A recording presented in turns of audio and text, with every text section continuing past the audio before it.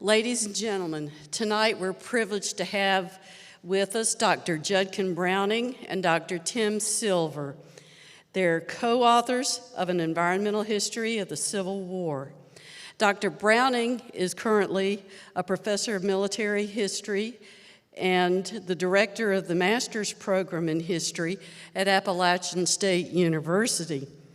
Dr. Silver is a prolific author, as they both are, actually, but he is now retired from Appalachian State and taking life a little easier while he does his research for his next book. He's won awards from the North Carolina Literacy and Historical Society and from the Southern Environmental Law Center. Let's give a warm welcome to our repeat speakers, Judkin Browning and Tim Silver.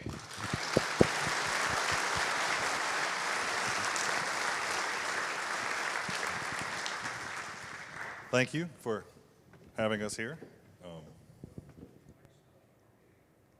Hang on, so, okay, there. The mic's working. Now, I've got to get to my slide. Carter, the slides seem to have gone away. Of course they have. So, it's just not showing up on my screen down here. So I guess we're going to have to go with the me telling you to advance it. So, hit it once. Okay, so this is introducing Tim and I, so in the picture.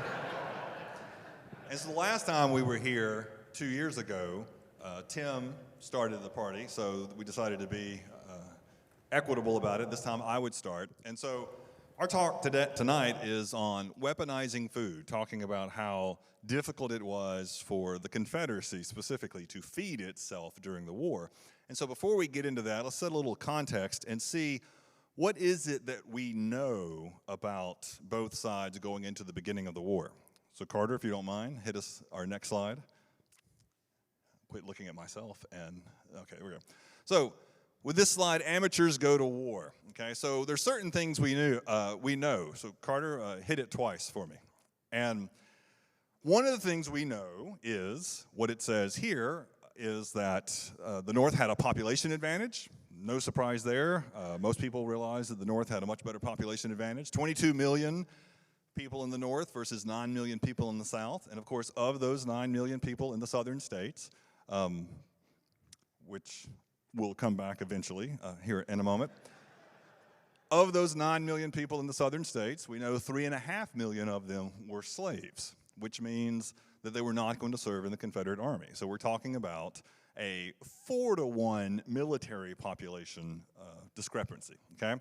The other thing that most people know is that the North had much more railroad mileage than the South did. So in the North, you have 22,000, there it is again, you have 22,000 miles of railroad track. The South only has 9,000 miles. So that means whatever goods the North wants to move, they can move a lot more of them a lot more rapidly and efficiently than the South can.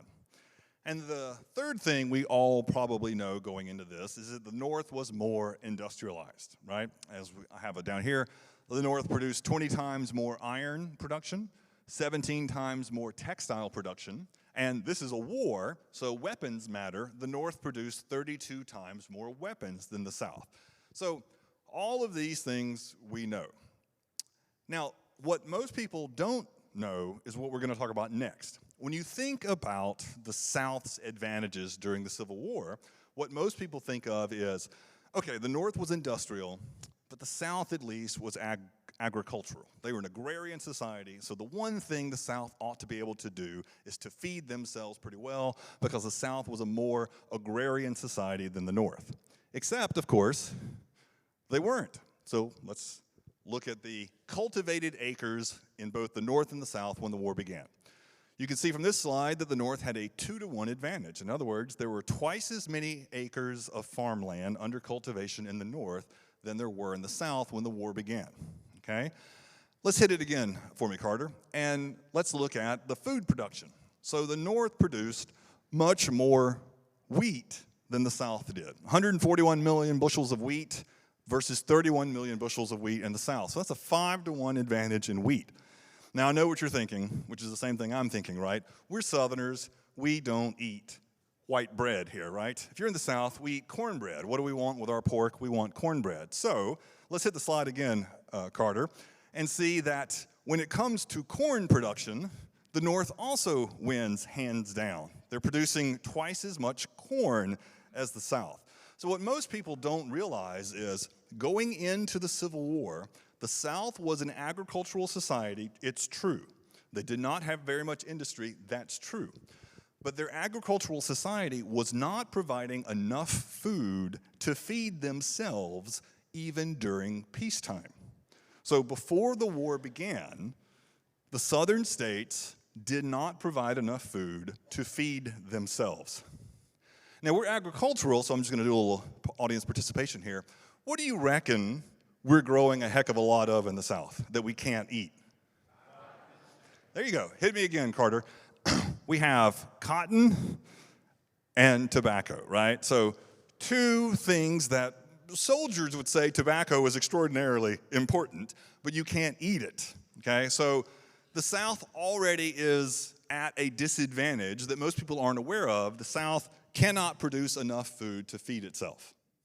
Okay, now let's talk about another thing that happens. A lot of people think the war is going to end in 3 months or 4 months or whatever. It's going to be over after one big battle. Well, when it's not, then when 1862 comes along, the South has to really knuckle down, roll up their sleeves, and start trying to provide enough food for themselves because clearly this war is going to last longer than we thought it was. But, Carter's anticipated me here, good. But what happens in the spring of 1862 is some of the worst flooding occurs in the South that had occurred in 5 decades. So you're having once a century, maybe twice a century floods that are occurring in the South in 1862, in the spring of 1862, at the very moment the South needs desperately to plant food crops in order to provide for its society. So when you think of the floods in the spring of 1862, most people think of this. This is the flooding of the Tennessee River, and when the Northern Army tries to capture Fort Henry. Carter, hit me one more time, please. Then you'll see this ring, this circle here, this green circle. This is Fort Henry, which is on the Tennessee River. You can see that Fort Henry is basically sitting lower in the water than the Union gunboats that are trying to attack it. That's because the Tennessee River has flooded 30 feet above its banks, and Fort Henry is 20 feet underwater. That's bad, right? But let's hit me again, Carter, and let's see what else we see. One more time. So the Tennessee River rises 30 feet above normal. One more time. And the Mississippi, the Yazoo, and the Ouachita River also flood, which means in all of the most fertile regions of the southern farmland, the flood delays or completely prevents spring planting for these regions. And as one Connecticut soldier in the summer of 1862 who's floating down the Mississippi River says, the general features here are dreary in the extreme, as there have been terrible floods here, which in most cases has completely ruined the crops and drowned a great many cattle. So here it is, 1862, the year in which the South desperately needs to provide as much food for itself as it possibly can, and it can't because nature has intervened, or divine providence, whatever you want it to be. The South is now behind the 8 ball once again. So I'm going to step away at this moment, and after having set it up to let you know what the problems the South is facing is, which is number one, they never grew enough food to feed themselves, and then number two, at a critical moment in the war, they can't grow the food they need to feed themselves. I'm going to turn it over to my illustrious silver-haired colleague to walk you through what the difficulties of just farming in general were and how that led to one of the most famous battles of the Civil War. Tim, sir? Yep.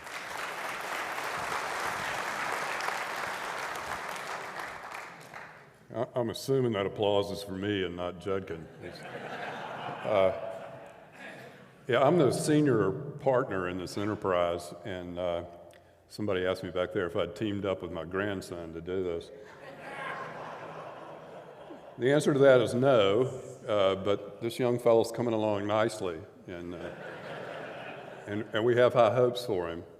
But anyway, my job here is to, I'm not a Civil War historian, and I may prove that more than once in the coming minutes.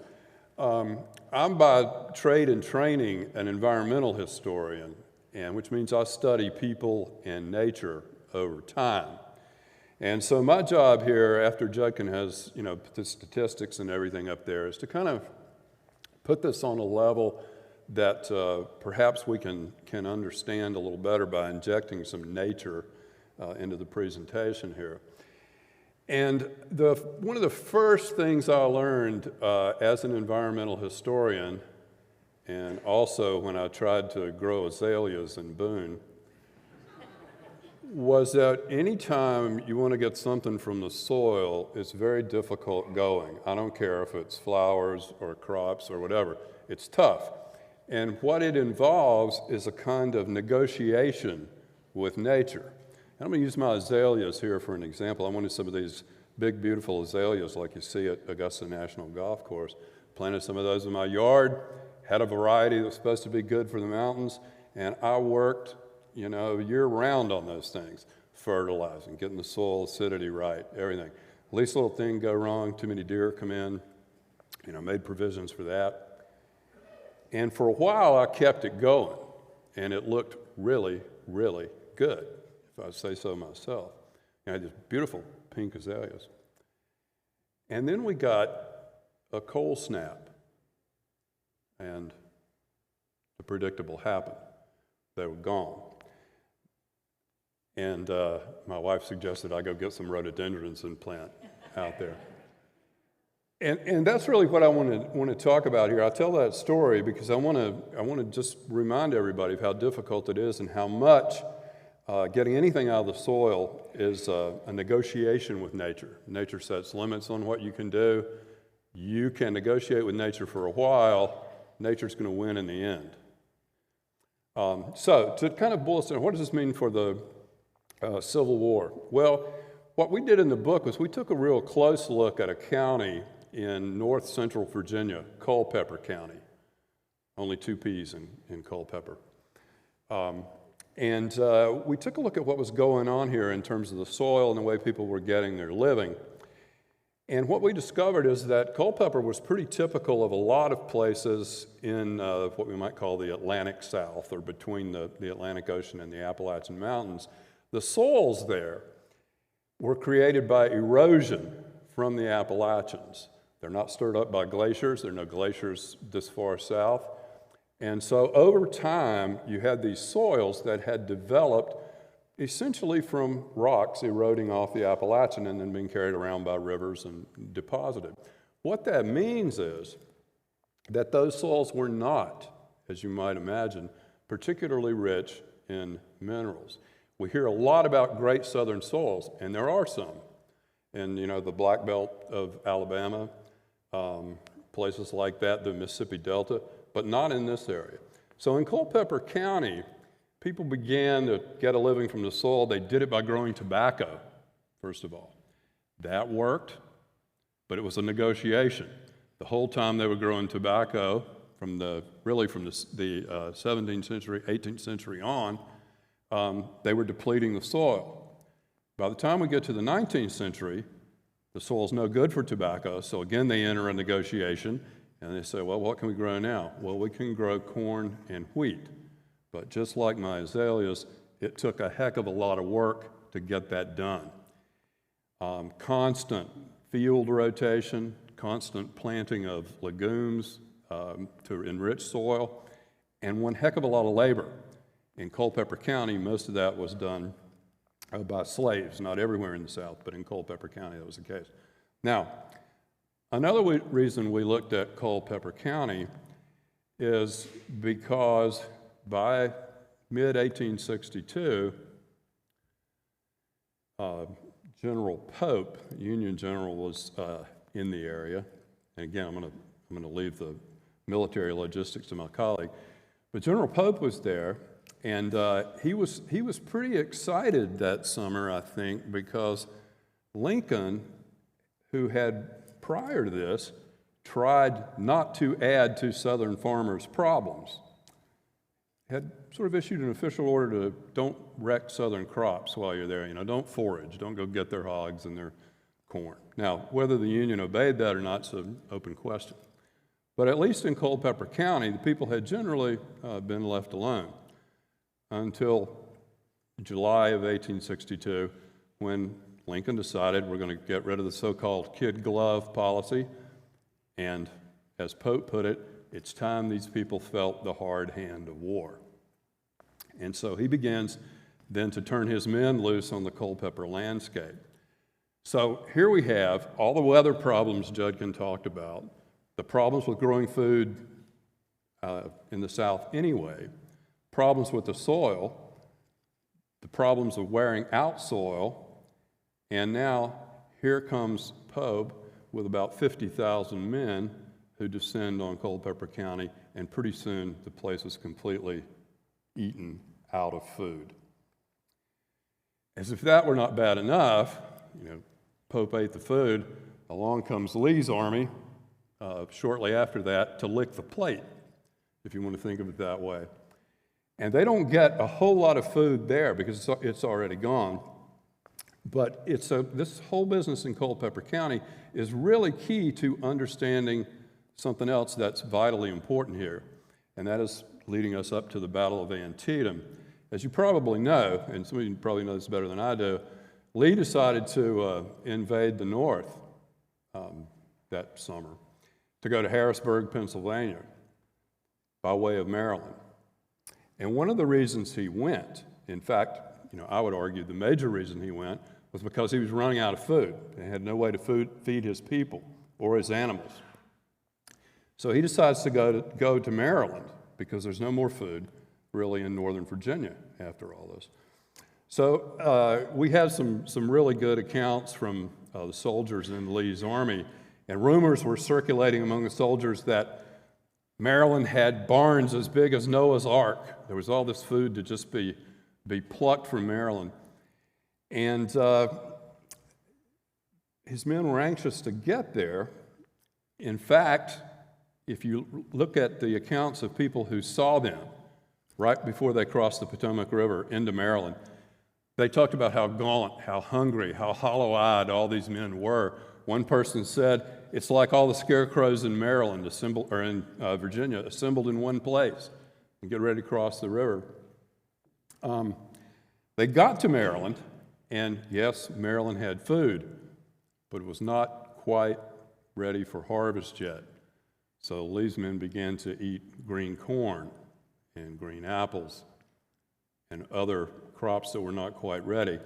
And the result was predictable. For hungry men who really needed bread and meat, they ate green corn and green apples. And the excess sugar from those foods created all kinds of intestinal problems. And I want to just read a quick quote here about from someone who witnessed this. And let's see here if I can find it. Yeah, here we go. He said there was let me find my spot here. I'm going to use my glasses. I've never seen such a mass of filthy, strong-smelling men. 3 in a room would make it unbearable. And if you go on and think about this a little bit better, here's something else that I think is good. The image of thousands of threadbare Confederate soldiers, reeking of excrement, bile, and body odor, squatting to defecate or bending over to vomit in the fields and woods lining the roads to Maryland, lacks romance. But such were the hard realities of sustaining the Southern Army. And I think that really sort of puts this into perspective for us as to what Lee's men were facing. Well, they moved on, and as you know, I'm not going to go into detail here, they eventually make their way through Fredericksburg, Maryland, and to Sharpsburg, Maryland. Coming up on Sharpsburg, everybody commented about the farms there, how great they were, how beautiful they were. Sharpsburg was a town of about 1,300 people. When the two armies converged on Sharpsburg to fight the Battle of Antietam, the population of Sharpsburg went to slightly over 120,000. And for comparison's sake, that was equal to the population of Chicago in 1862, which was the fastest growing city in America. Even after Lee retreated from Antietam and the Union Army stayed, there were still about 50 or 60,000 people in what had once been a community of about 1,300. And the predictable happened. Food just began to disappear. People came back after the battle, and they found, their hogs gone, their cattle gone, their crops, field crops ravaged. One family said they came back and they found where the soldiers had been butchering chickens in their kitchen and had left the entrails on the floor.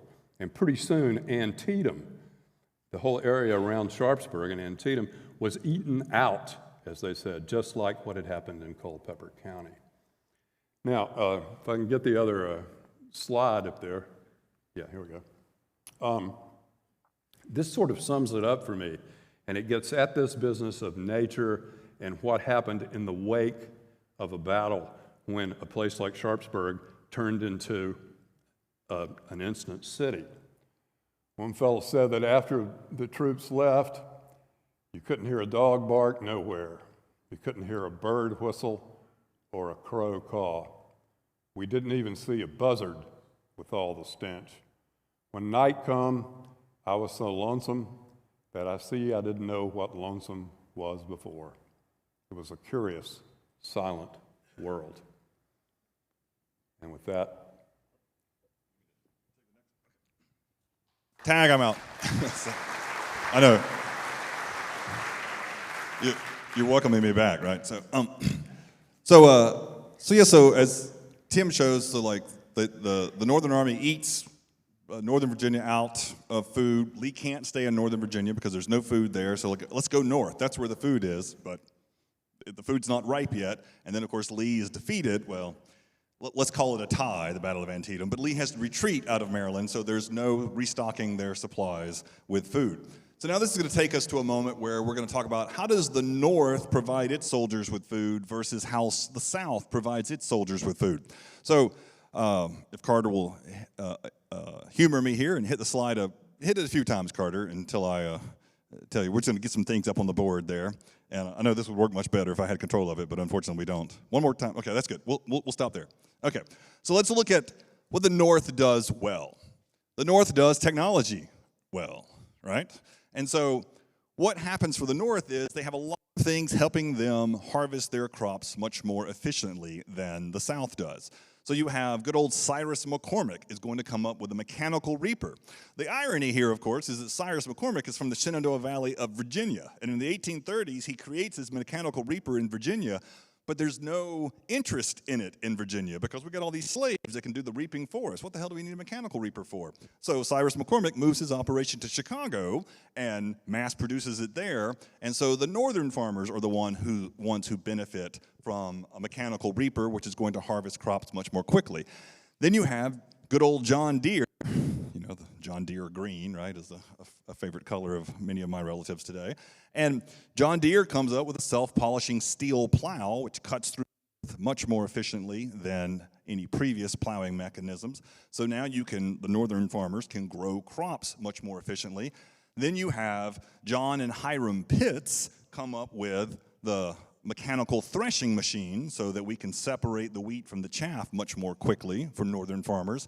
And then how do we get all of those things into a mass-produced way to get it to the Union Army? Well, let's can this stuff. So Isaac Winslow from Maine develops a canning technique so that you can move large quantities of food in a fairly safe environment. And then Isaac Solomon makes it safer by figuring out how to sterilize these canned goods so there's no accidental poisoning going on with these canned goods. And then along the way, also in the North, you have good old Gail Borden, who has figured out how to condense milk and can that. And it blows up during the Civil War, or blows up as in it explodes in popularity during the Civil War when Union Army agents come and buy mass quantities of condensed milk. And so what you have is a Northern Army, which is perhaps the best fed army in world military history up until this point. Northern soldiers have so much stuff they don't know what to do with. Southern soldiers are blown away by what Northern soldiers have access to. When, for instance, Southern soldiers under Stonewall Jackson raid John Pope's supply line before the Second Battle of Bull Run, and they attack his supply depot at Manassas Junction, they are stunned to find the mass quantities of food. You can get things from fine wine to canned lobster to canned salads to all sorts of canned fruits. And one soldier comments, it's remarkable to see a threadbare, ragged Confederate soldier eating lobster and drinking Rhenish wine there in Northern Virginia, because the South had none of this. They didn't have access to any of this. So the North is able to mass produce large quantities of food, can it, and move it south in bulk quantities so that its army is the best fed army in the world. Now, how does the South solve the food problem? Well, they go a different route, one that isn't as effective. So on the Southern side, the first thing they have to do is solve the manpower problem, which means they're going to enact a law that is going to make the production of food even more difficult. And that law is perhaps the single most hated law in Confederate history, which is in April of 1862, the Confederate government passes a conscription act, which drafts young men between the ages of 18 and 35 into the Army.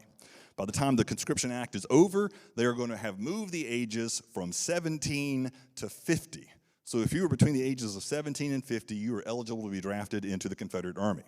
Now, the average life expectancy at this time was barely 60. So if you're drafting 50-year-old men into the Army and they're only expected to live to 60 during peacetime, we're talking about drafting some fairly decrepit old fellas into the Army at this time. This is how desperate the South becomes.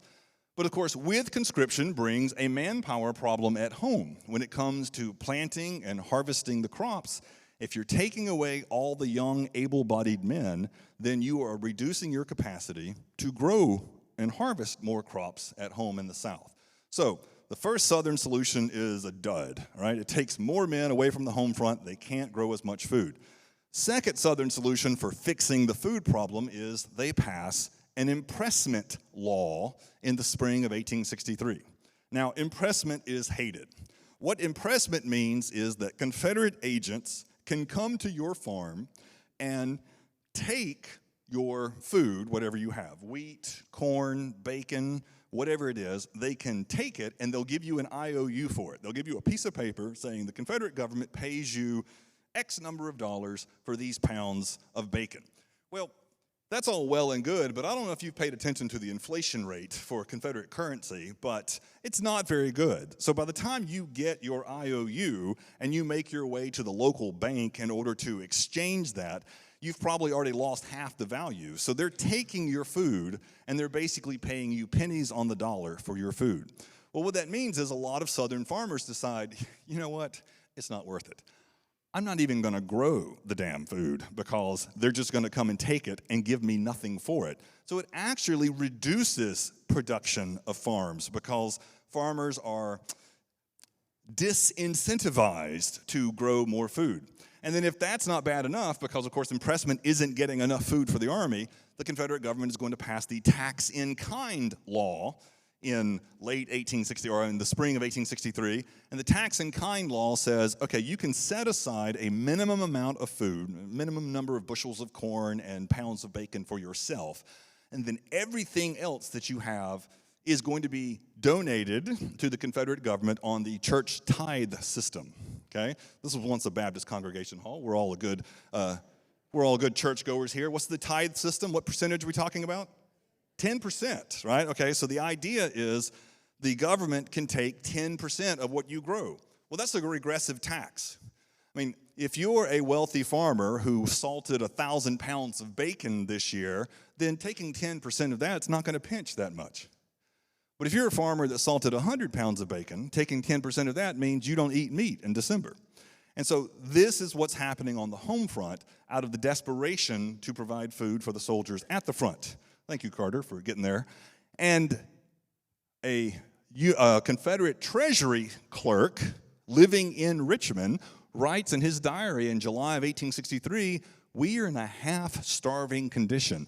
I have lost 20 pounds, and my wife and my daughters are emaciated to some extent." So if you're living in urban areas in the South, if you're living in cities like Richmond, you simply aren't getting an adequate supply of food, and so you have people losing weight pretty rapidly and others facing literal starvation. Now, this image that we have here also sort of shows what Confederate soldiers are experiencing. The Confederate soldiers are looking across the Ohio River at the abundant food stores on the other side of the river, but the Confederates can't do anything to get access to it. And it leads me to perhaps one of my favorite quotes in the book is this snarky quote that a Confederate soldier writes home and says, "The Yankees say that we have a new general in command of our army. And they say his name is General Starvation."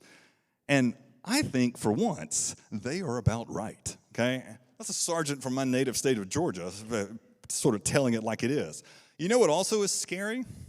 Is that when Confederate government authorities are told there's not enough food for civilians and soldiers, there simply is not. We've reached the point in the Confederacy in 1863 where there's not enough to go around. The Confederate Commissary General, Lucius Northrop, says, very coldly, I think, the Army must have what there is, and the people must go without. So this is what is happening in the South as the North is attacking the Southern food supply, literally weaponizing food. You know, Culpeper County, John Pope is directly taking all the food that he can as the North is attacking the food supply, and the Confederacy can't come up with a solution to provide more food, and they realize that they have to make a choice. The Confederate government says, well, it's no choice. The food's going to the Army, and the civilians can suck it. And that's sort of what's going to happen here. Now, Carter, if you don't mind hitting the next slide, let's take our attention out west. We've talked about Antietam, and we've talked about the reason Lee decided to go north, which is to try to acquire more food. What's happening in the West at roughly the same time?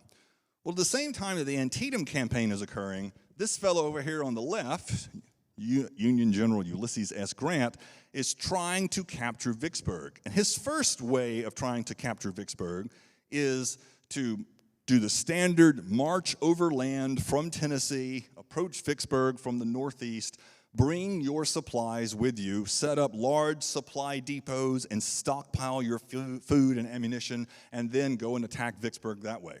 But then Grant runs into a problem, which is that Confederate cavalry are quite effective, and in the late fall of 1862, when Grant was marching toward Vicksburg, a Confederate cavalry raid under the leadership of a fellow by the name of General Earl Van Dorn, who, side note, by the way, but just to sort of go off track for a second, Van Dorn is one of perhaps my favorite Confederate officers in the war because he died in a glorious way. He was shot by the husband of the woman that he was having an affair with. But anyway, so before Van Dorn got into problems because of his Lothario tendencies, he had disrupted Grant's attack on Vicksburg in the fall of 1862. So Grant had to retreat from that campaign.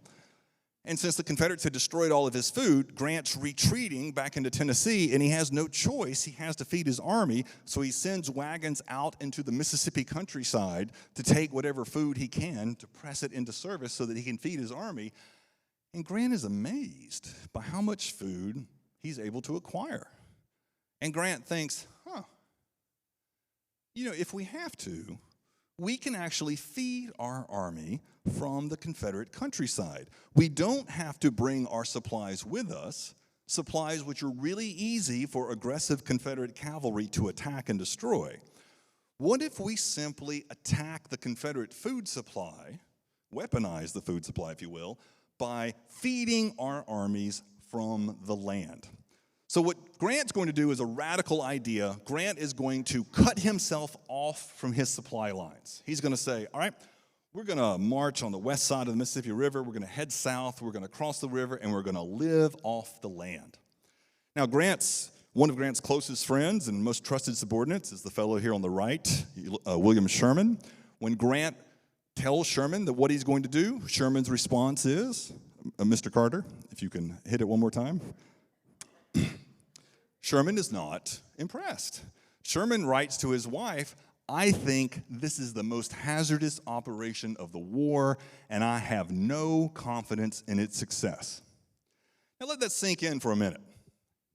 Because when you think of William Sherman and the Civil War, what do you think of?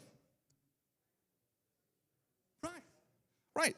Sherman's march through Georgia, right? In which he cut himself off from his supply lines and lived off the land. Now, I'm from Georgia. I grew up just south of Macon. I mean, hell, I was in college before I realized Sherman's middle name wasn't Lucifer. And so there's this really strong, animus against Sherman. But Sherman didn't do anything original. Sherman's whole march through Georgia was learned from this campaign, because in the Vicksburg campaign, Sherman saw Grant was right. We can feed our army off the land. So Carter, if you can hit the slide one more time, we'll go to a map here. And in this map, it just shows you the route that Grant took. Grant marches his army, that's the blue line on the left. He marches his army south on the west side of the Mississippi River, gets to Bruinsburg, and then he crosses over the river, and then he's going to march to Jackson and disrupt the Confederate army there, and then he's going to turn his attention to Vicksburg. And the whole time, he is going to subsist his army by eating the food in the Mississippi countryside. Now, in Vicksburg is General John Pemberton with 30,000 troops. And he's got a pickle that he has to face. And so I'm going to, when people think about food and weaponizing food in the Civil War, and where food really comes into the decisive element of a campaign, they frequently think about Vicksburg. And I'm going to turn it back over to Tim so that he can walk you through the perils of what everyone faced during the Vicksburg campaign. You don't need to advance any slides. What? You don't need to advance any slides. You can just stay here. Okay. Didn't know if I was going to get the mic back there for a second. Judkin makes a really good point. By the time we get to Vicksburg, weaponizing food has become a way of life.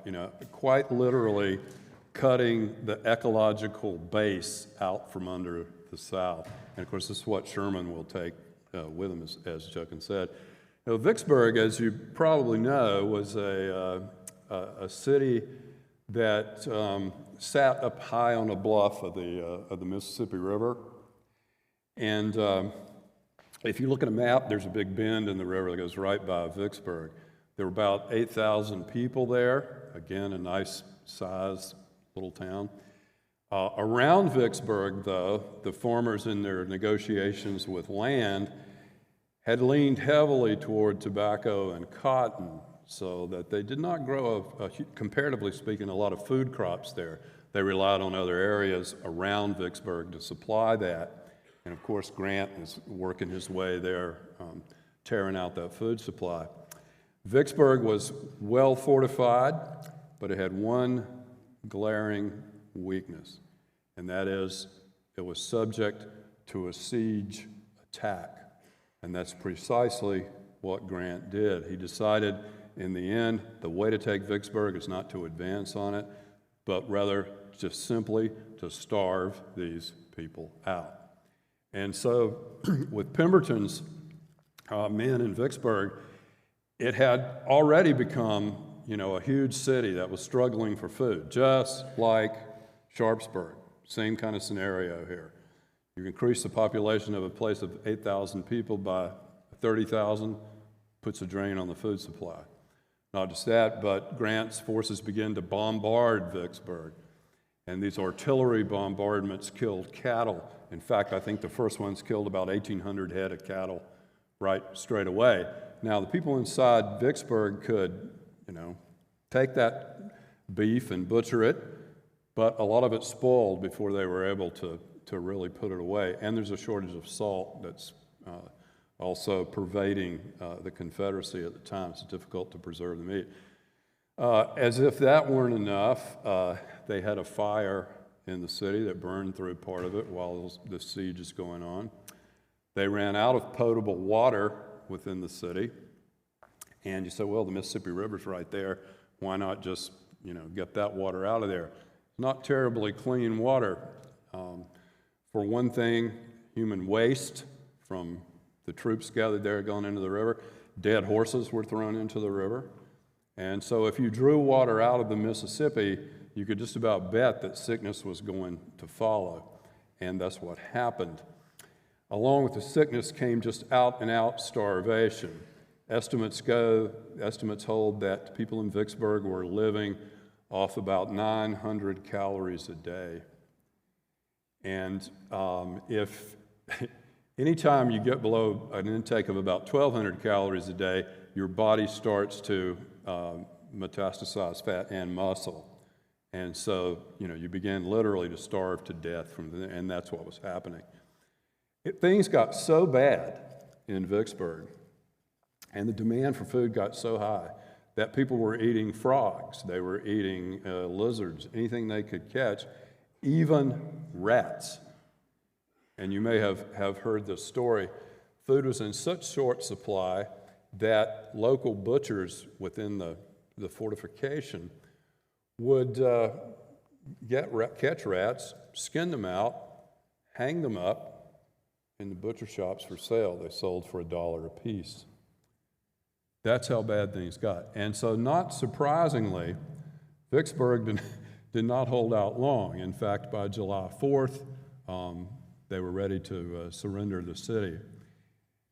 Eyewitnesses there tell us that by that time, a sort of fetid stench had settled in over Vicksburg because of the lack of facilities to dispose of sewage, human excrement, animal excrement. People starving to death, no way to get potable water, no facilities to dispose of waste, and Vicksburg eventually capitulates. July 4th, 1863. In fact, I believe I'm right about this, the people of Vicksburg for a long time after that refused to celebrate the 4th of July. In 1945, before they began to celebrate the 4th of July. So all of this, and what we're trying to sort of drive home here is that the idea that you can actually starve out the South has begun by 1863 to really take hold as part of the Northern strategy. And it's really this period between sort of Antietam and Vicksburg that we see this strategy come to the fore. And it becomes a very powerful, very potent weapon against the Confederacy, which, as Judkin has said, was already struggling even before the war began to feed itself.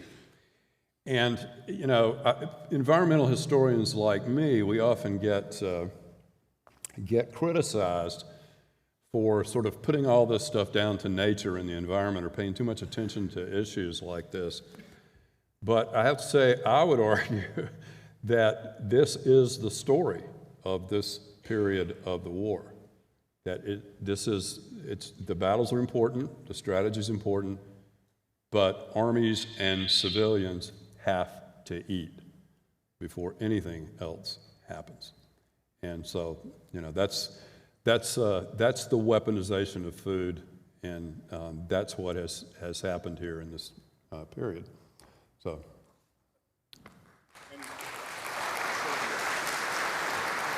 We'll show the map here. Yeah, let him talk about the map. Carter hit me just once. And so we're going to show you sort of color-coded in blue as the South is losing its farmland. Remember, when the war began, they had 57 million acres. Well, Kentucky and Missouri never secede, so let's cut them out. We're not getting any food from Kentucky and Missouri. Carter hit it again. Then, in early 1862, the eastern coast of Virginia falls, and so we're not getting any food from that part. One more time, Carter. Then, in spring of 1862, New Orleans falls, and so you lose all of the southern part of Louisiana, all the rice-growing region there. Carter, hit me again. Then we have, I'm sorry. And then in 1863, West Virginia secedes from Virginia. We actually literally get the state of West Virginia in June of 1863 because it breaks away from Virginia. So it takes its 4 million acres away, so none of that's going to the South. hit me again, there we go. In early 1863, the western part of Tennessee has been secured entirely for the Union, so now we're not getting any food from those acres. And then Grant takes Vicksburg. Carter, hit me. Boom. Everything west of the Mississippi River is now off limits to the Confederates east of the Mississippi River.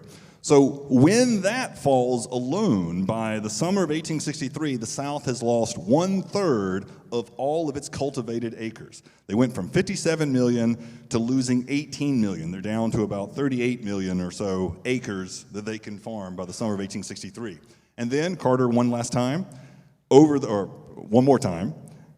the rest of the war, there's eastern Tennessee falls, and then the coastal regions of the Confederacy falls. And so Carter, hit me again. I'm sorry. He didn't know he was going to be quite so active here. But so we started with 57 million, hit it. Then we're down to 38 million, hit it one last time. And then we're down to this. By 1864, by the end of 1864, we're only farming 19 million acres. And remember, the South couldn't grow enough food to feed itself in the beginning when it had 57 million acres. So this starvation strategy of the North is really working. So now our final slide. Carter, if you won't mind, hit it, and we'll just go ahead and hit it. Yeah, there we go. We're just leave there. We're just going to put it all on the board at once. So let's start about the food riots first. In the spring of 1863, a critical mass starts happening in the South, as primarily women on the home front who don't have enough food to feed themselves or their children, who are complaining about no food, decide to take matters in their own hand because they decide that their state and their national governments are not doing enough to provide them with sustenance. Their husbands are off serving in the army and they're starving at home. So food riots began in the spring of 1863, and they happen in dozens of cities. I listed about 10 here, but there are many more. In Atlanta, Columbus, Savannah, Mobile, Alabama. Here in North Carolina, we have Salisbury, we have High Point, we have Raleigh, and then, of course, some famous ones in Petersburg, Virginia, and the most famous one in Richmond, Virginia, in April of 1863, when the Confederate president, Jefferson Davis, has to mount a wagon with militia and artillery in the middle of the street and tell all the ladies who are rioting in the stores in Virginia to disperse and go home, or he's going to order the militia to fire on them. They do go home, but my hunch is if he ordered the militia to fire on them, the militiamen would not have done that because they had mothers too. And so this was a real crisis for the Confederacy. And you can see what happens by looking on the right side here. This is a comparison of food prices at the beginning of the war, the middle of the war, and the end of the war. And you can see how the shortages are really affecting people on the home front. At the beginning of the war, you could get flour for $6, a little over $6 a bushel. By 1865, that's $529 a bushel. That's 88 times more than it was in 1861. That's an inflation rate of almost 9,000%, okay? No one can survive at that. We think inflation's bad now, right? Because the price of eggs went up $1. I mean, imagine if the price of eggs went up $90. And it was just the cost of doing business every day. Corn, 80 cents a bushel goes to $16 a bushel. Bacon, 12 cents a pound goes to over $6 a pound. Now you can really see why the Confederacy is collapsing. I mean, yes, the military is being defeated, but it's being defeated because it's not being fed enough, and it's being defeated because the people on the home front are basically writing their soldiers saying, we can't feed ourselves, and a lot of soldiers are leaving the army and going home to try to take care of their families at home. And all of these things are occurring together, and the Confederacy is collapsing both from outside pressure and from internal pressure because of the Union policy of weaponizing food and attacking the Confederate food supply, recognizing quite early in the war that that is one of the weakest links of the Confederacy, and making it a deliberate part of their attack. Pope, Grant in Mississippi, William Sherman in Georgia, all of them were deliberately attacking Confederate food supplies in order to hasten the end of the war, and it was effective. Any final words, or are we done? Yep. No, I was just going to say that, again, we come back to that environmental lesson of negotiating with nature and what a tenuous business that is. And nobody could tell you that more than people who were living in the South in 1865. So we'll leave it at that. Field questions here. Thank you very much.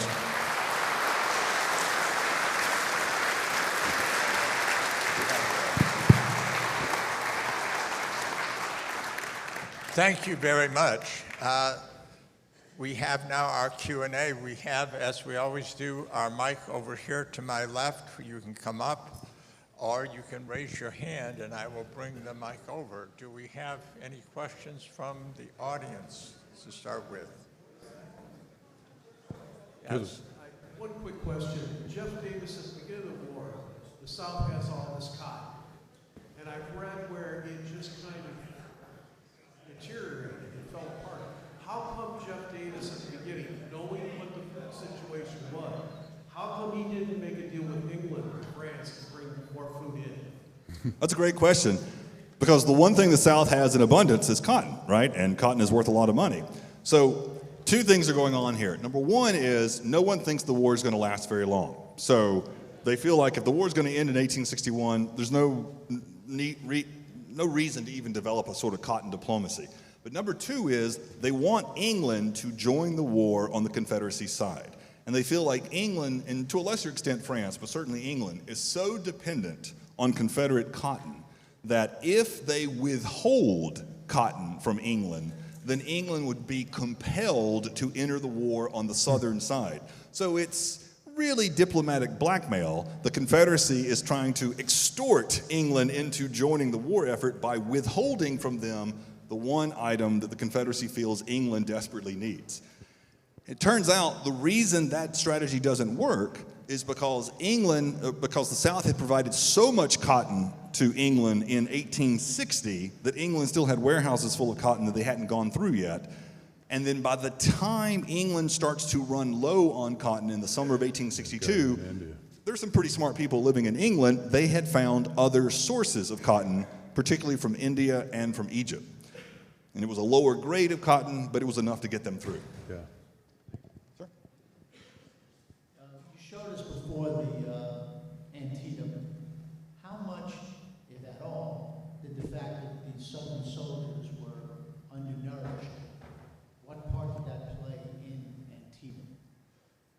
Well, I mean, it does what always happens when you're undernourished, and not just undernourished, but in this case, eating the wrong kind of stuff. One of the things that we know about is that Lee's men were afflicted with diarrhea just about the entire time they were at Antietam. In fact, there was a guy who was on the battlefield right after the battle who said that he could track the progress of Lee's army by, quote, following the green corn husks and the dysenteric stools. They could tell exactly where they had been. And so, you know, we talked about diarrhea last time we were here, so we weren't going to do that, but it's never enough diarrhea. But, you know, the thing is that when you have diarrhea, you are in such a weakened physical state that it's a strain just to get up and go about the daily routine. And so, yes, it affected them. And there's a great story, too, about John Bell Hood's men they got to Antietam and they were very excited that morning because they had a chance to cook breakfast. And no sooner did they get the breakfast started than they had to move out and go to David Miller's cornfield there. And if you know what happened there, they got into this big battle. And so those poor guys went out on an empty stomach, even after all this. So yeah, I mean, it had to profoundly affect their performance.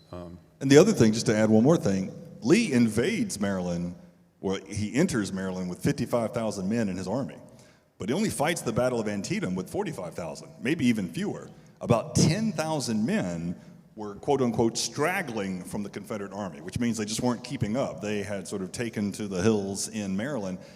And most of them were straggling because they simply were looking for food. So they missed the battle altogether because they felt they were too weak and malnourished to continue. You speak of the number of acres that were in cultivation. A number of those were in tobacco and in cotton. Could the South have converted those into other? Absolutely. And in fact, there were an awful lot of people in the South, newspaper organizations, government entities, which were basically starting a PR campaign to encourage planters to grow corn. And like one of them, a quote from a Georgia newspaper said, "Grow corn and win," or "Grow cotton and lose," or something like it was like "Grow corn for victory, grow cotton for defeat." So the idea was that the only way we can survive is if we grow enough food. But the problem for most farmers was cotton and tobacco was still where the profit was. And so no matter what's facing the nation, we're still looking to pad our bottom lines here. So I'm going to keep growing tobacco. Once the war was over, how long did it take the South to rebound in feeding its people, particularly in view of the fact that they no longer had slaves? Yeah, well, again, I'm going to take the environmental historian's point of view here. Some people would argue that the South has never recovered from that. Even now, that Southerners still face problems of malnutrition, of on into the 19th century after the war, they had problems with things like pellagra and other diseases, dietary diseases, in part because the food supply was still catching up from the Civil War, but also not just the supply of food, but what they were eating, which is basically corn and pork. And we haven't really, we have a whole chapter in the book devoted to animals, and we haven't really touched on that here, but one key thing that entered into all this is the South lost a huge proportion of its pork supply during the war, in part because their supply from the Midwest was cut off. And in North Carolina, the North Carolina hog population did not begin to recover to its pre-Civil War era levels until we got these factory farms in eastern North Carolina. That's when the total came back. So the effects were long-lasting and tough. It's hard to, I think for us, because of the way we get our food now, it's really hard for us to go back to the 19th century and look at what a tenuous business it was, to get food. So the answer to your question is it took a long time, and maybe we still haven't recovered. And you want to add something to that? I was just going to say, building on your point about the North Carolina hog population, the war ends in 1865. North Carolina doesn't have as many hogs as it had in 1860 until the 1980s. That's how long it takes for some of these livestock populations to rebound. Thank you. The food situation had such an impact. I'm surprised that the war lasted as long as it did. Why didn't it end sooner? That's a great question, and one that I don't believe either one of us has a satisfactory answer for. The amount of suffering that people in the South, all over the South, endured, not just the loss of loved ones, but the daily nutritional suffering that they endured, and the lack of luxuries that many people considered necessities, like, for instance, coffee was an imported good, so there is no more coffee in the South after 1861. The fact that the people held out for 4 years, I personally, as a Civil War historian, find fairly remarkable that they were able to endure that long. And of course, they only endured because they believed somehow, some way, they were going to win. And then it was only in the spring of 1865 when they finally realized that they weren't. Yeah, and if if I can just add something to that, I think one of the reasons the South holds out as long as it did is it takes the North a while to get going in terms of supplying their troops. I know these things Judkin was talking about, canned milk and the ability to can other foods. That takes a while to get moving and get into the transportation lines on the railroads. But boy, once it gets going, you just see it start to go downhill for the South. But I think one of the reasons it endured so long is because it just took the North a while to put that into practice. But, you know, I must have asked him, you know, as I said, I'm not a Civil War historian. I must have asked him, I don't know, 50 times doing this book, why does the South ever think it had a chance? And remember, the South had a lot of victories early. So, you know, that sort of helped buck them up. You know, Lee's winning a lot of battles in 1862, so. One more question back here. Are there any guesstimates on the number of casualties directed in the direction of food resources not being there versus casualties from the battles? Right, so there's no direct records on like number of starvation deaths or number of deaths of people who died from some illness that was exacerbated by malnutrition. Like those deaths aren't, unfortunately, for the Civil War, are not sort of tabulated in that way. The closest we can come is that it's generally accepted by all scholars, both at the time of the Civil War and since, that probably 2 out of every 3 people who died during the war died of disease. But that doesn't mean measles and typhoid fever and pneumonia. It also can mean diseases that you would have survived if you had had adequate nutrition, but you don't survive because you're malnourished. And what we do know is scholars are pretty convinced that about 750,000 people died during the war. So we're talking about 500,000 of them, or 500,000, died of disease or malnourishment. And that's really about as firm as we can get on that. Well, thank you again. Thank you very much. We appreciate you having us. You have books down in front? Yeah, we have some books. We'd love to sell you some. $30. We take cash, check, credit card, whiskey barters.